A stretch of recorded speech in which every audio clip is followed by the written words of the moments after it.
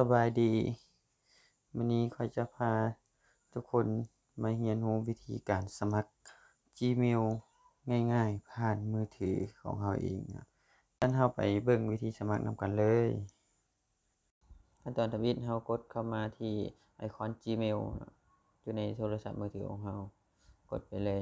เรากดขึ้นมาในหน้าต่างจะปรากฏแบบนี้หลังจากนั้นเราก็จะไปกดใส่อยู่ในวงกลม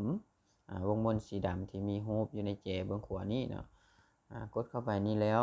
ให้เราเลือกไปที่รูปคนที่มีเครื่องหมายบวกที่เขียนว่าเพิ่มบัญชีอื่นเราก็กดเข้าไปเลยกดเพิ่มบัญชีอื่นแล้วมาที่หน้าต่างนี้ให้ไปเลือกที่ Google กดคลิกที่ Google รอถ้าระบบเกินทำงานในเมื่อปรากฏหน้าต่างตัวนี้ขึ้นมาให้เราไปคลิกใช้บอนสร้างบัญชี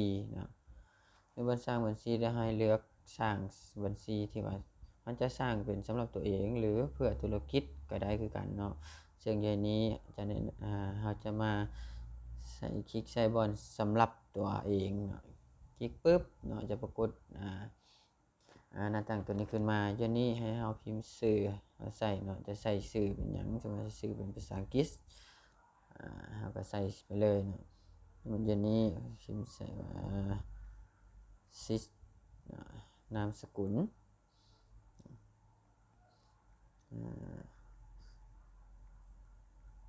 นามสกุลดอบลิสนามสกุลดอบลิสหลังจากเราพิมพ์ชื่อและนามสกุลสำเร็จแล้วก็กดถัดไปได้เลยกดปุ๊บกดถัดไปมาวันนี้ให้เราใส่วันเดือนปีเกิดเราวันเดือนปีเกิดเราวันที่ใดเดือนใดปีใดส่วนวันที่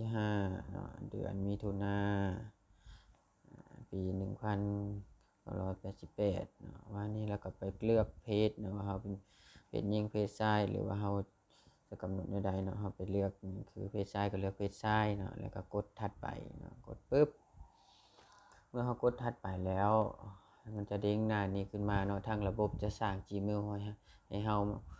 มาส่ง Gmail ว่าเราสิเอา Gmail ที่ระบบสร้างให้เลยบ่หรือว่าเราจะบ่เอาเราจะเลือกเองไปติ๊กใช้เลยแล้วเราก็กดขั้นตอนถัดไป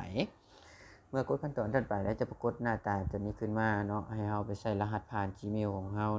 ในรหัสผ่านนี้แนะนำให้มีตัวอักษรภาษาอังกฤษนำจะเป็น1ตัว2ตัวก็ได้แล้วแต่เราชื่อได้ฉะนั้นก็นี้ก็มาใส่รหัสก็คือใส่ตัวอักษร1ตัวแล้วก็จะใส่เบอร์โทรบอกวันเดือนปีเกิดหยังก็ได้ที่เราชื่อได้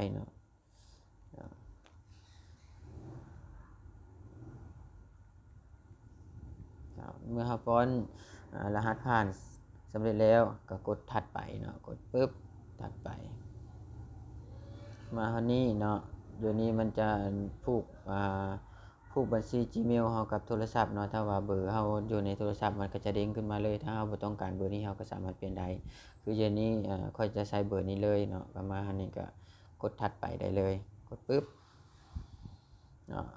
เมื่อเฮากดถัดไปแล้วมันจะปรากฏหมายเลขเดี๋ยวมันจะบอกว่าเดี๋ยวนี้ตรวจสอบข้อมูลบัญชีของคุณใส่ข้อมูลนี้เมื่อลงซื้อเขาใช้ได้เลยแสดงว่าเดี๋ยวนี้เขาว่าหมายเลขโทรศัพท์ที่เฮากรอกไปทีนี้แม่นใช้ไว้สำหรับบัตรกู้คืนข้อมูลถ้า Gmail เฮามีปัญหาฉะนั้นนี้เฮาก็กดถัดไปได้เลยมาฮอดหน้าตานี้เฮาก็จะเลื่อนลงมาเลื่อนลงมาเราจะเห็นตัวสีฟ้านี้ที่อยู่ในแถบสีฟ้าที่เขียนว่ายอมรับเราก็คลิกไปที่ยอมรับเลยคลิกปุ๊บคลิกไปยอมรับแล้วเราก็รอท่าระบบ Google ปฏิบัติการก็บ่โดนประมาณบ่ฮอดนาทีระบบ Google ก็จะทำงานเพราะว่าขั้นตอนนี้เป็นขั้นตอนสุดท้ายในการสมัครรอท่าจักหน่อยเจ้าขึ้นมาในเมื่อมันเด้งมาฮอดหน้าต่างนี่ก็ถือว่า Gmail เฮาสมัครสมบูรณ์เฮายังรู้ว่า Gmail เฮาสมัครสมบูรณ์แล้วหรือบ่เฮาก็กดไปใช้ตัวบอน รูปวงมนที่มีรูปคนแจ้เบื้องขวานี้อีกเทื่อหนึ่งเนาะว่า Gmail ที่เราสร้างทีนี้ว่ามีบ่แล้วก็กดปึ๊บเข้าไปเนาะเดี๋ยวเราก็สังเกตเห็นว่านี่เนาะตัวบอลนั่นตัว S ที่มันวงมนสีเขียวนี่เนาะ sys.list นี่เนาะจะเป็น Gmail ที่เราสร้างใหม่เนาะมาคราวนี้การสมัคร Gmail ของเราโดยมือถือก็ถือว่าสำเร็จสมบูรณ์เนาะถ้าเห็นว่าคลิปนี้มีประโยชน์ก็อย่าลืมกดไลค์กดแชร์กด Subscribe หรือว่ากดติดตามพร้อมกดกระดิ่งไว้นำเพื่อบ่พลาดคลิปใหม่ๆของทางช่อง Seno Channel สำหรับคลิปนี้ขอบใจสบายดี